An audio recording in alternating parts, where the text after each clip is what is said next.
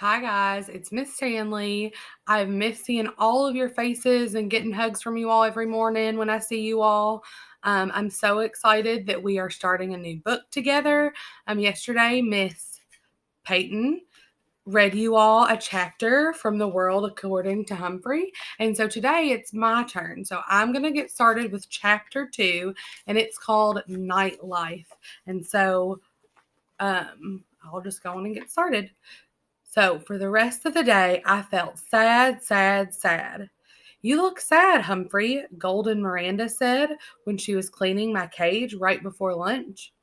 According to the chart Miss Mac had left, it was her turn to take care of me. Thank goodness. Miranda was the best cage cleaner and never said yuck. She put on throwaway gloves, then cleaned my potty corner, changed my bedding, gave me fresh water, and finally, oh joy, gave me some fresh grain, some lettuce, and mealworms. This will make you happy, she said as she slipped me the special treat she'd brought me from home. Cauliflower. Naturally, Miranda had good taste. I promptly saved it in my cheek pouch until I could store it in my sleeping house. Hamsters like to stash food for the future. After my cage was taken care of, I felt well enough to observe Miss Brisbane more carefully.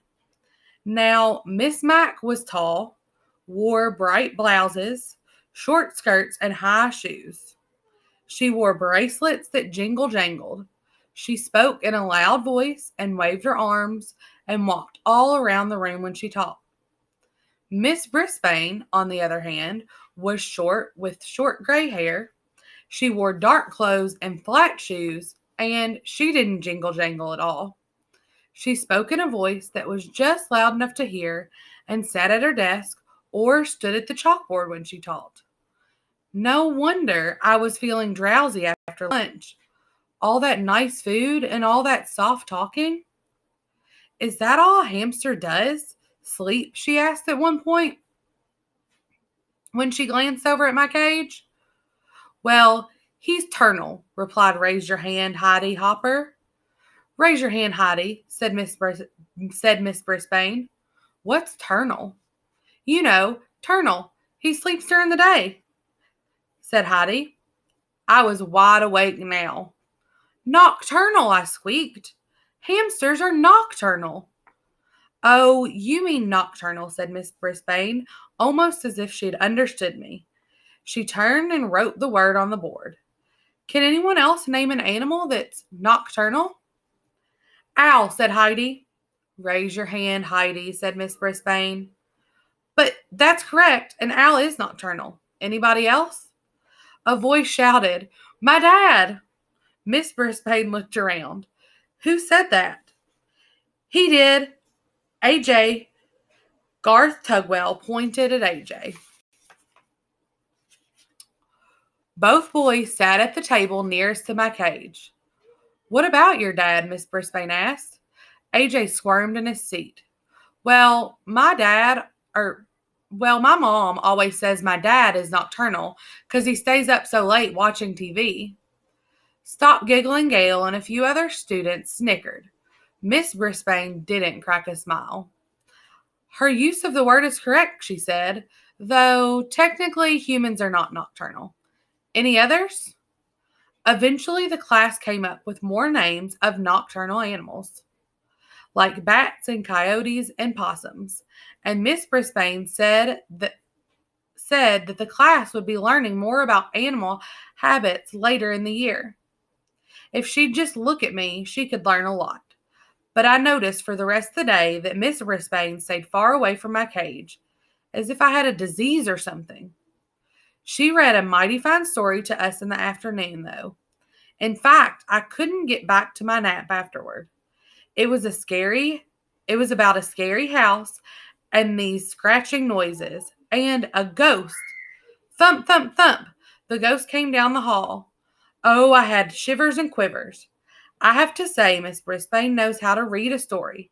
Her voice changed and her eyes got wide, and I forgot about her gray hair and her dark suit. To squeak the truth, my fur was on end. The story had a funny ending because it turned out the ghost wasn't a ghost after all.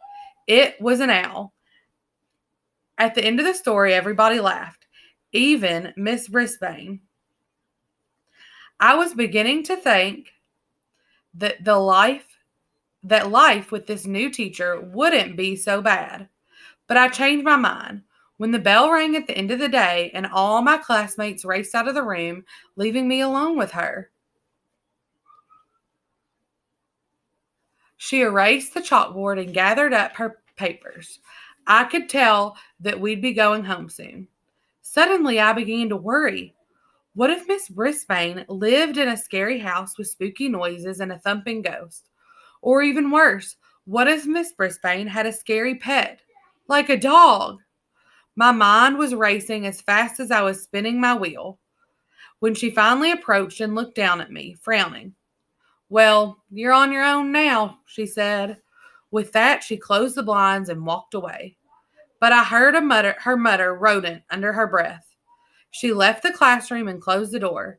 She left me alone, all alone in room 26. I had never, ever been alone before. As the room slowly grew darker and quieter, I thought back to the happy times at Miss Mack's apartment. There were always cheery lights on and music and telephone talking. And oh dear, during the day, I never noticed how the clock on the wall ticked off the seconds one by one very loudly. Tick, tick, tick.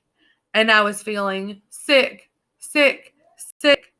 I wondered if there were any owls around room 26 or ghosts. I tried to pass time by writing in my notebook about Petorama and my days at Miss Mack's apartment. Writing took my mind off jittery nerves. But eventually, my writing paw began to ache, and I had to stop my scratchings. If only I could roam free as I had at Miss Mack's apartment. Then I remembered the lock that doesn't lock. It only took a few seconds to jiggle the door open. I skittered across the table, then, grasping the top of the table leg tightly, I closed my eyes and slid to the ground. Oh, freedom! I dashed along the shiny floor. I darted between tables and chairs. I stopped to nibble a peanut underneath Stop Giggling Gail's chair. It tasted delicious and made the coolest crunching sound. I chewed and chomped and gnawed and nibbled, and when I stopped, I heard the sound. Thump, thump, thump. Just like the story Miss Brisbane had read us. Thump, thump, thump. Closer and closer down the hall, coming toward room 26. Then rattle, scratch, thump, thump, thump. Suddenly, I longed for the protective comfort of my cage. I dropped what was left of the peanut and scampered back. But when I got to the table, I thought a terrible thought. I had slid down the smooth, shiny leg straight down. How was I going to climb up again? I flung myself against the table leg, grabbed on, and pushed up, up, up. But I'd only made a little progress when I began to slide down, down, down. I was right back where I started. The rattling got louder. The sounds weren't coming toward room 26 anymore. They were coming in room 26. Just then, I noticed a long cord running down from the blinds. Without hesitation, I leaped up and grabbed the cord and began swinging back and forth. My stomach churned and I wished I'd never touched that peanut. But with each swing, I got a little higher off the ground. As soon as I saw the edge of the table, I closed my eyes and dived toward it. Whoosh! I slid across the table and scampered into the cage. As I pulled the door behind me, I was suddenly blinded by light. The something had turned on the lights and was clomping across the floor. It was huge and heavy and coming right toward me. Just then, my eyes adjusted to the light and I saw the thing. It was a man. Well, well, who do we have here? A new student? A voice boomed. The man was smiling down at me. My, that was a lovely piece of fur across his upper lip. a nice black mustache. He bent down to peer in at me. I'm Aldo Amato, and who are you? I'm Humphrey, and you scared me half to death, I told him. But as always, all that came out was squeak, squeak, squeak. Aldo squinted at the sign on my cage. Oh, you're Humphrey. Hope I didn't scare you half to death, he said with a laugh. I've just come to clean the room. I come every night. But where have you been? He said. He rolled up a big cart with a bucket and mops and brooms and all kinds of bottles and rags on it. Oh, that's right, he replied as if we were having a real conversation. Miss Brisbane came back today. She's a good teacher, you know, Humphrey. Been teaching here a really long time. Wish I had a good teacher like her. Say, do you like music, Humphrey? Squeak, squeak, squeak. I tried to tell him I love music almost as much as I love Miss Mac. Suddenly, a song came blasting out of the radio on his cart, and he set to work, sweeping, mopping, moving desks, dusting. But Aldo didn't just dust and mop. He spun and he swayed, he hopped and he leaped, he twisted and twirled. How do you like the floor show? Aldo asked me as he grasped the mop like a dancer holding his partner. Get it? It's a floor show, 'cause I'm cleaning the floor. Then Aldo roared the biggest roar of a laugh I'd ever heard.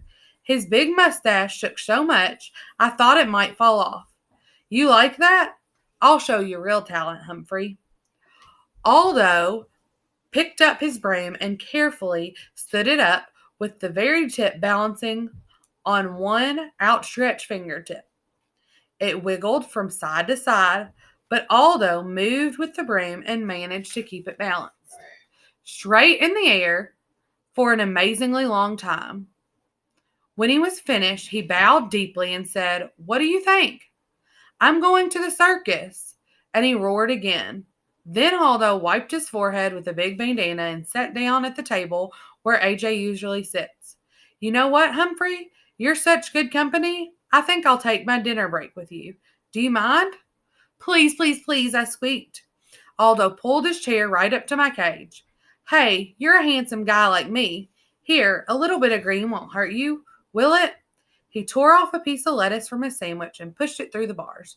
Of course, I hid it in my cheek pouch. Aldo chuckled. Good for you, Humphrey. Always save something for a rainy day. The two of us shared a very pleasant meal as Aldo told me about how he used to have a regular job where he worked during the day. But then the company closed down and he couldn't find a job for a long time. He couldn't even pay the rent when he was lucky enough to get hired here at Longfellow School. He was glad to get the job, but it's lonely working at night because his friends work during the day. They can never get together like they used to. I tried to squeak to him about all the creatures like me that are nocturnal, and Aldo listened. I know you're trying to tell me something, Humphrey, but I can't tell what it is. Maybe you're just saying I'm not alone after all? Huh. Squeak, he understood. Aldo stood up and threw his trash into the plastic bag on the cart. Well, I've got a lot of other rooms to clean, my friend, but I'll be back tomorrow night. Maybe I'll take my dinner break with you again. Aldo pushed his cart toward the door and reached for the light switch. No, no, no, no, no, I squeaked, dreading the thought of being plunged into the darkness again. Aldo stopped. I hate to leave you in the dark, but if I don't turn off the lights, I could lose my job. He clomped back across the floor to the window. Tell you what, I'll leave the blinds open a little bit. There's a nice light right outside your window. After he turned off the lights and left, I chomped on the lettuce I'd saved and basked in the warm glow of the street light and my new friendship with Aldo. Tip 2.